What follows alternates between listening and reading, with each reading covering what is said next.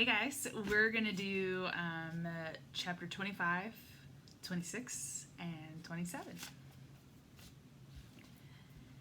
Let me get some water before we get started.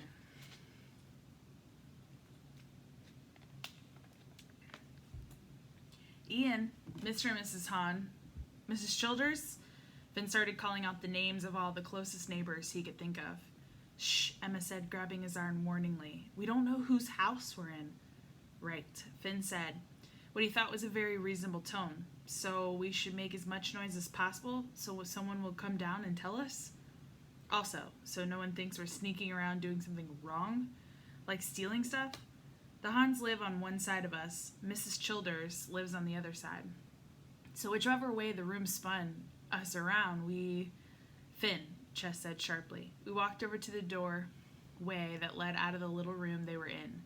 What Finn guessed had to be the room beyond. Chess opened the door a crack and then looked back at the others. Do either the Hahns or Mrs. Childers have a totally empty basement? No, silly, Finn said, laughing. Ian Hahn has more toys than we do in this basement. And Mrs. Childers, remember that time she paid us to move her Christmas ornaments down into her basement? She wanted to pay us, but Mom said it was enough that she fed us Christmas cookies, even though they were kind of stale. And Emma pushed past Finn and Chess and shoved the door leading into the next room. Completely open, Finn saw a space like the wide open part of the Greystone's basement with tiny half windows at the top, letting in murky light. The light shone down on nothing but a bare concrete floor. This basement doesn't even have carpet, Emma said. Don't the Hahns and Mrs. Childers have carpet? Natalie turned side to side, facing first one direction, then another. She pointed and her lips moved silently. Then she looked up at everyone else. The main part of your basement was on the side that faced the street, she said. So if we're not in the house to the left or to the right, on the same street as you, what do you know about the house behind yours, on the next street over? Behind your backyard, I mean. There's not a house right behind ours, Chess said. There's a bunch of trees. If it weren't for all those trees, it'd be a great place to play football, Finn said. That's how much space there is before you get to the next street over. Emma walked over into the main part of the basement and squinted up at the tiny windows. Nothing but bushes, she muttered. At least that's all we can see from here. She whirled back towards the others. It felt like we were spinning. But what if the secret room is on some sort of track, like a trolley? Could it have carried us all the way to the street behind ours? I guess, Chess said, but he had his whole face smooshed up into a squint, like he was really saying none of this makes any sense. I'll find out where we are, Natalie said, yanking her phone back from her pocket. Her thumbs flew, then she looked up, squinting just as hard as Chess. That's weird. I don't have service down here. Then let's go upstairs. Finn raced for the stairs. He glanced back to see that nobody else was following him, and he paused for the bottom step. What are you waiting for? Finn, Chess began. She pointed back towards the door that they came through. Maybe we should go back to our house. Through the secret room. We probably still have time to pet Rocket a little bit before Mrs. Morales gets worried about us. What if we go back through the secret room and it spins again and we end up somewhere else? Emma asked. Or we get stuck. Why can't I get my phone to work? Natalie grumbled. She waved it in the air and held it upwards towards the nearest window, as if that would make a difference. Something surprising occurred to Finn. Are you all scared? He asked. Just because you don't know where the spinning room took us, does it scare you that much when we don't know stuff? He jumped up to the next higher step. You should all remember what it's like to be a second grader. There's a lot of stuff I don't know or understand, and I'm fine. That wasn't entirely true. He thought about Mom being gone. He didn't feel fine at all, but he was fine with the spinning room. He was fine with being in a strange house. As far as he's concerned, the mysterious part of it all was a great way to keep his mind off of missing Mom. Here, he said, I'll make it easy for you. Catch me. He dashed up the stairs and burst through the door at the top, crying out, Hello, I'm lost. Whoever lives here, can you tell me where we are? As soon as he was through the door, Finn poked his head around the corner, looking around. You are all worrying about nothing, he called back over his shoulder. This whole house is empty. We're not bothering anyone. It was a little creepy to see the expanse of a bare floor before him. Why wasn't there any more light? Instinctively, Finn gazed towards the place where he'd seen the nearest window, if he'd come up the basement stairs on his own. Oh, there was a window. It was boarded up, covering with plywood. The only reason any light crept into the house at all was because the plywood was cracked. Natalie shoved her way up the stairs behind Finn. "What's with the windows?" she asked. "Nobody would be able to sell the house with the window boarded up. Who does that?" "None of our neighbors," Finn said. "No one on our street. So is this house on the street behind yours?" Natalie asked. "Let's see," Finn said. He crossed the room before him, which seemed to be about the same size and shape as a family room. He reached for the doorknob of the front door. It was stiff and hard to turn, so by the time he managed to wrench it open, not just Natalie, but even Chess and Emma were clustered right beside him. The door opened, so everybody had to step back. Finn saw a crumbling porch first, then a weedy, overgrown yard, the tall fence blocking off the house on either side. The fences soared so high that probably even Chess couldn't see over them. They also had rusty, spiky wires lining the top of them. "Do you recognize where we're at now?" Natalie asked, turning from Finn to Emma to Chess. "Does anything look familiar?" Chess's face had turned stark white. Emma's eyes had grown so big it seemed like they'd taken over the fence. It fell to Finn once again to do all the talking. "I've never been here before in my life. None of us have." 26. Emma.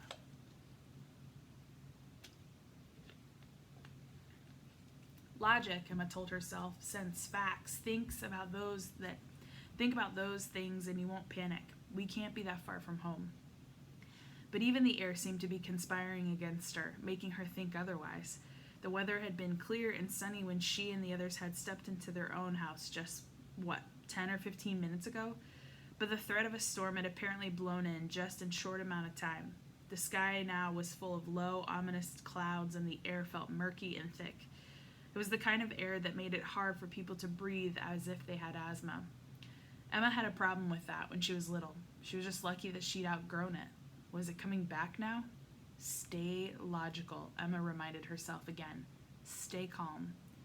She made herself take a deep breath of the nasty air. This could be the street behind ours. It's just changed a lot since the last time we were over here, she said, trying to force the doubt out of her own voice.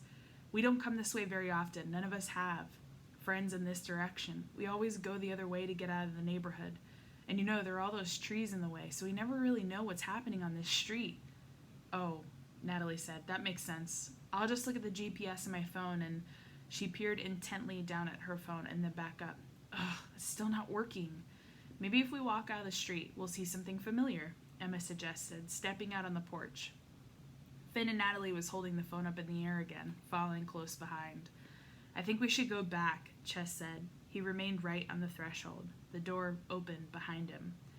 Emma's stomach clenched at the thought of going back through the strange house, back through the secret room, and maybe even back through another round of spinning. She really wanted to see something familiar and figure out where they were.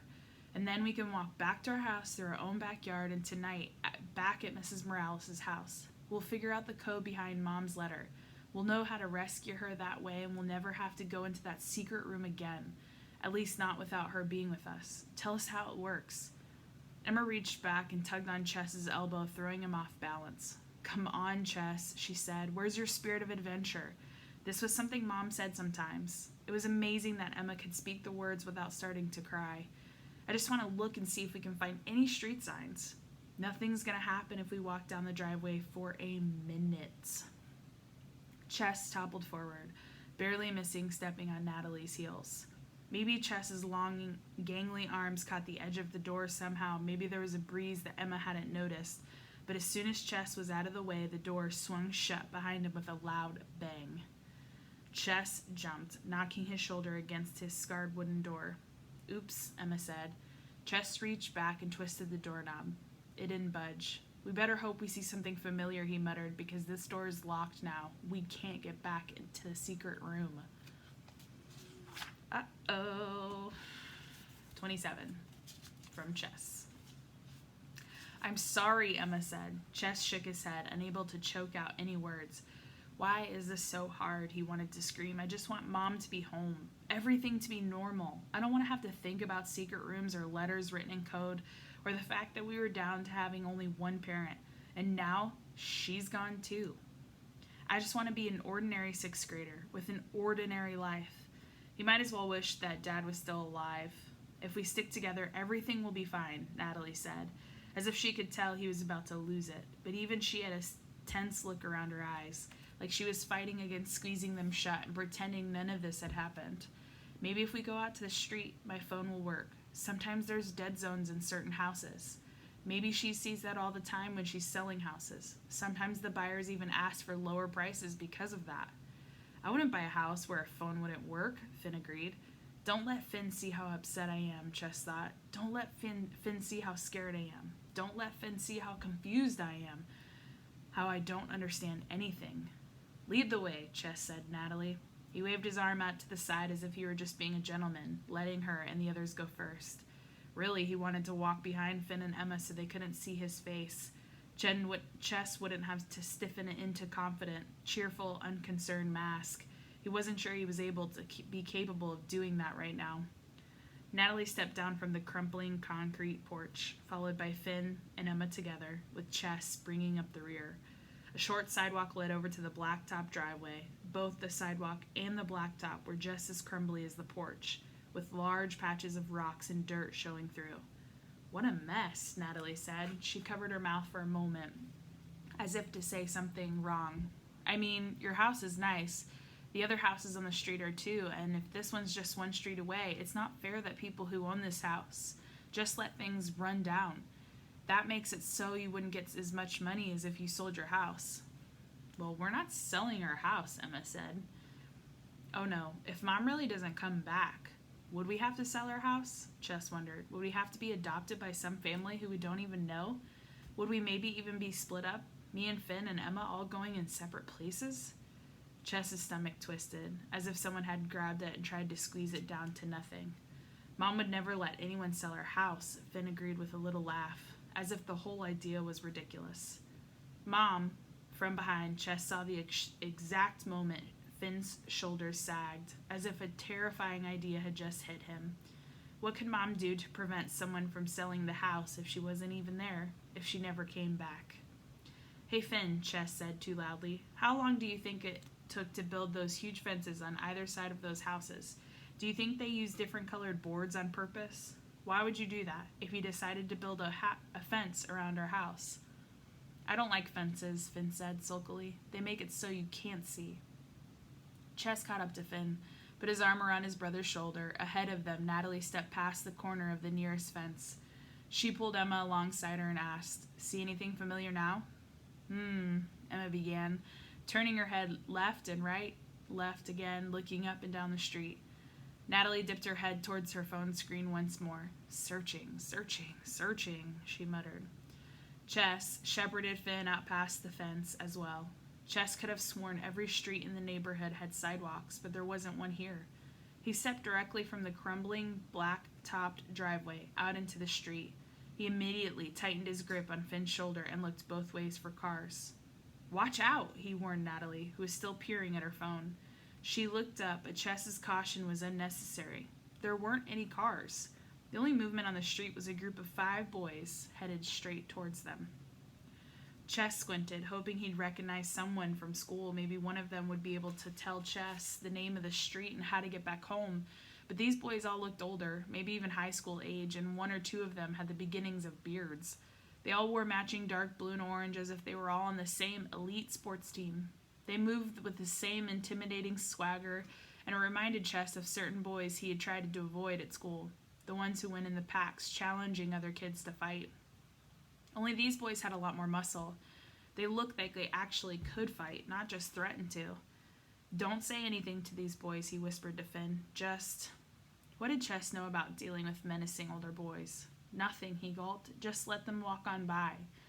But the boy at the front, the tallest and most muscular, was looking their way. Even at a distance, Chess could see amazement flow over the boy's expression.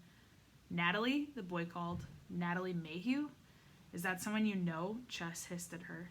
Natalie squinted towards the older boys. I don't think so, she whispered back. Then she raised her voice and called back to the boy. Hi. The boys came closer. It is Natalie. The guy in the front called out excitedly. Was he the leader? As if on command, all 5 boys stopped a few paces away. The 4 behind the leader slouched, seeming not so much menacing now as idling, waiting for their next command. Yeah, it's me, Natalie said, shrugging. So what? Chess felt oddly proud of her. Of course, she'd been a lip gloss girl. She'd practically run the whole elementary school. She could hold her own even against a group of she could hold her own even if it was a group of high school boys. So what are you doing in this neighborhood? The leader asked. Natalie glanced down at Emma and Finn. Somehow her gaze also took in Chess, making him feel both smaller and younger. Babysitting, she said scornfully. Chess slid from feeling a little younger than Natalie to feeling like he was practically a baby. You babysit? The leader said, narrowing his eyes at Natalie. You. Natalie fixed such a withering gaze on the leader that he seemed to shrink an inch or two. My mother's making me, she said. Do you know my mom? Yes, of course, the boy immediately behind the leader began babbling. The leader shot him an annoyed glance, and the other boy was quiet. I thought maybe you were helping scope out the neighborhood, the leader told Natalie. He stood taller, puffing out his muscular chest even more. Because, this is where the criminal was found. You heard the news, right? What news? Emma dared to pipe up. Chess was torn between being proud of her courage and wanting to beg the leader. Please don't hurt my little sister. Please, she doesn't know any better. She doesn't even see that you're a bunch of bullies and you probably run this whole street. But the leader perked up, like he was excited about getting to tell. I don't know how you could have missed it. I thought everybody knew. There are signs up about the criminal on practically every corner. They caught her yesterday. She'd been on the run and hiding for 8 years, but the government set a trap. They spread the news that her children had been kidnapped, or maybe they really did kidnap her children. I don't know. Anyway, she showed up thinking she could rescue her kids, and boom, I heard there was a SWAT squad waiting over there and there and there. He pointed up and down the street towards one tall fence or hedge row after another. And there's going to be a public trial and sentencing this weekend. On Saturday, the leader continued, of course everybody will go. Chess's whole body felt tingly and strange. Maybe he was about to be faint. Kidnapped children, he thought. Had the government kidnapped those kids in Arizona who had the same names and birthdays as Chess and Emma and Finn?